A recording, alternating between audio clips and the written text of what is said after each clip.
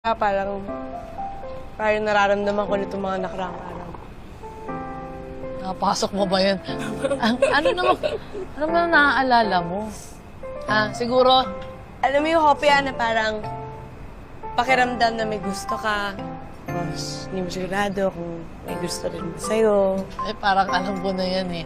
Ito, in short, parang may bet ka, nung muhopya kang bet ka din. Ano? Yun yun, no? At sino? Sino ba yung maswerte? Ay, parang kilala ko na. Wala. Parang, alam mo, kahit di mo nasabihin, kilala ko yan. Diba, sino ba naman tangang babae na hindi may in love kay Elias? Diba? Sabi ko sa iyo. Diba, si Elias kasi napakagwapo. Madiskarte sa buhay. Mapagmahal pa sa nanay. Mapagmahal sa mga tropa. Tapos, kahit napakagwapo niya, pag